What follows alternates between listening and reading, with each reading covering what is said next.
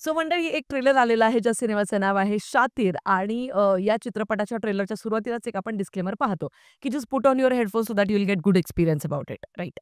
आता या पद्धतीचा जो एक ट्रेंड होता ना तो साधारण एक 2-3 वर्षांपूर्वीपर्यंत होता.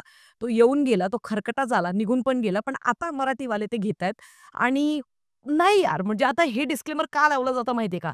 एखादा व्हिडिओ आहे, एखादा सिनेमाचा ट्रेलर आहे, की जिथे एकदम बाप लेव्हलचे ऑडिओ तुम्हाला ऐकायला येणार आहे. ऑडिओ रिमिक्स केलेले असतात किंवा left to right, right to left अशा पद्धतीने तो साउंड शिफ्ट होत असतो. तुम्हाला एक वेगळा अनुभव देत असतो. एक नॉर्मल जर का विथआऊट हेडफोन्स पाहिला, तर तितकासा तो तुम्हाला अनुभव फील होत नाही. म्हणून ते डिस्क्लेमर दिलं जातं.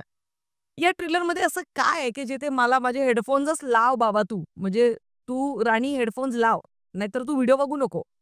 म्हणजे काय it makes just no sense at all. Anyway so आता ट्रेलरबद्दल जर का चर्चा करायची झाली तर पहिलीच फ्रेम बघा. आहाहा! काय होतंय कलर ग्रेडिंग म्हणजे. आहाहा! डायरेक्ट असं पावटॉलॉजीची आठवण मला झाली. आणि यार मंडळी जेन्युइनली सांगते म्हणजे हे हे हे कलर ग्रेडिंग या लेव्हलचं जर का आता आपण पाहतोय ना, मोबाईलने शूट करायचा, मोबाईलवरच एडिट करायचा आणि मग त्या पद्धतीने तो अपलोड करून द्यायचा. Guys seriously we are in 2025 right now जिथे आपण इतक्या बाप लेव्हलचा कंटेंट एक्सप्लोर करतोय सगळीकडे, तिथे मराठीमध्ये या लेव्हलचे सिनेमे बनतायत. हा सिनेमा का बनवलाय? कोण मागत होता हा सिनेमा? कोणाची मागणी होती? मला त्या मागणी करणाऱ्या लोकांपर्यंत पोहोचायचं आणि त्यांना प्रश्न जाऊन विचारायचे. ट्रेलर फक्त 1.5 मिनिटांचा आहे, पण तरी पण मला असं झालं, की कधी संपतोय हा ट्रेलर? म्हणजे प्रत्येकजण आहाहा! काय ती मजा-मस्ती करायला ॲक्टिंग, जास्त काय ते जमतं. डायलॉग्स आणि जोपर्यंत काय ते ट्रक म्युझिक आणि करणार काय ते सेट डिझाइन.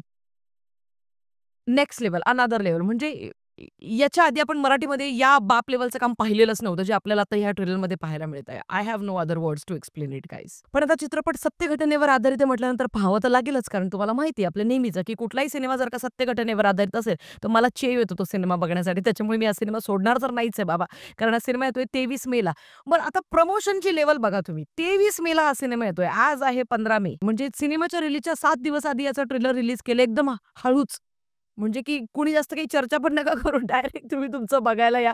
बरं आता नाऊ जस्ट लेट्स इमॅजिन हा चित्रपट समाजातल्या कुठल्या वर्गासाठी बनवलेला असावा? आता बघा माझ्या आई-बाबांचं जे जनरेशन आहे, तर ते तर येणारच नाही हा चित्रपट बघायला. त्यांचा काही संबंधच नाही ना, म्हणजे ड्रग प्रकरण वगैरे कॉलेजच्या त्या आजूबाजूला घडणारे कांड आणि गोष्टी वगैरे नाही. So they they don't give a shit about it right. So obviously ते नाहीये ज्यांच्यासाठी तुम्ही हा सिनेमा बनवला. बरं आता माझं जनरेशन म्हणजे साधारण 30 पासून तर 40 पर्यंतचं जे जनरेशन आहे, या जनरेशनला जर का तुम्ही म्हणाल तर भावांनो आणि राणींनो, जे या चित्रपटाच्या मेकर्सच्या टीममध्ये इन्व्हॉल्व्ड आहेत.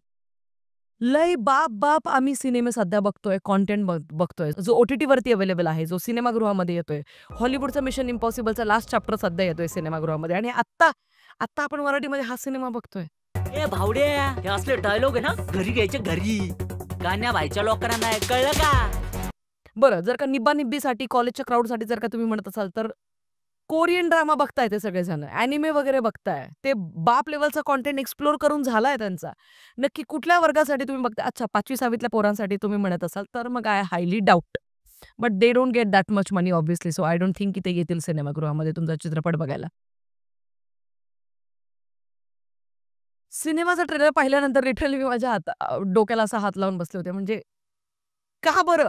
ऐसे क्या मजबूरी रही होगी कि मेकर्स को लगा कि यार ये फिल्म बनाते हैं, चलो कुछ अलग करते हैं. नाही यार. आता तुम्ही म्हणाल की हिंदीमध्ये डायलॉग का बोलली?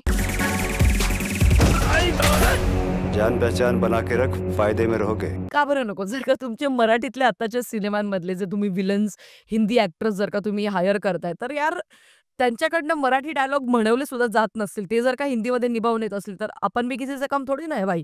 बाय द वे माझं हिंदी चॅनल पण आहे, जिथे हिंदी सिनेमाचे रिव्ह्यूज दिले जातात. ते तुम्ही नक्कीच चेकआउट करू शकता. काय देऊ यार मी या ट्रेलरचा रिव्ह्यू? म्हणजे मला प्रश्न पडतोय. हा पोलिस स्टेशनचा सेट बघा तुम्ही. आपण वर्दीचे गुलाम आहे, कोणाच्या हुकमाचे नाही.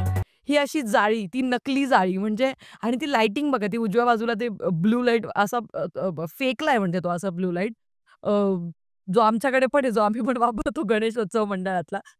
पण यार आमचं नाहीये बजेट आणि आम्ही आमचा व्हिडिओ काय थिएटर्समध्ये रिलीज नाही करत आहे. त्याच्यामुळे आम्ही आमच्या बजेटवर चाललोय काटकसर करत. पण अरे तुम्ही म्हणजे काय? बरं जाऊ द्या. हा चित्रपट लिटरली सांगतेय 10 ते 12 वर्षांपूर्वी शूट केलेला असावा. कारण हिच्या हिच्या हिच्या हिच्या केसांचा हा जो डोंगर दिसतोय तुम्हाला स्पीड ब्रेकर डोक्यावरचा, त्याच्यावरनं कळतंय.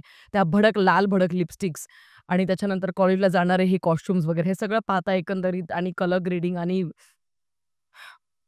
मी हार मानली या चित्रपटासाठी, पण मी तरी जाईन कारण खास आहे मला. मूव्ही रिव्ह्यू बनायची खास होती ना, मग मी तरी पण जाईन हा चित्रपट बघण्यासाठी आणि याचा रिव्ह्यू सुद्धा घेऊन येणार आहे मी तुम्हा सगळ्यांसाठी. डोंट वरी. मी एकटी का म्हणजे हे सगळं सहन करू ना, हा टॉर्चर तुम्हाला पण मी तितकाच देणार आहे. सो प्लीज या चित्रपटाच्या ट्रेलरचा रिव्ह्यू तुम्हाला कसा वाटला ते मला कॉमेंट सेक्शनमध्ये कळवायला प्लीज विसरू नका. आणि जाता एक प्रश्न सोडून जाते, हा चेस सिक्वेन्स तुम्हाला कसा वाटला ते मला कॉमेंट सेक्शनमध्ये कळवायला विसरू नका. हाच तो चेस सिक्वेन्स. ओमनीच्या समोर एक स्कूटी जाते.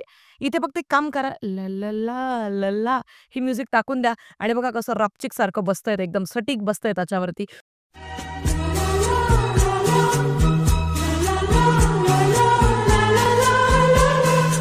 तुमचं काय मत आहे कॉमेंट सेक्शनमध्ये मला कळवायला प्लीज विसरू नका. भेटूया पुढच्या व्हिडिओमध्ये. तोपर्यंत काळजी घ्या.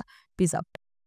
भाई ये देख, इंडिया ने पाकिस्तान को ना अंदर घुस के मारा भाई, मजा आ गया एकदम. यार भाई we should not support war and violence. We should not support war and violence.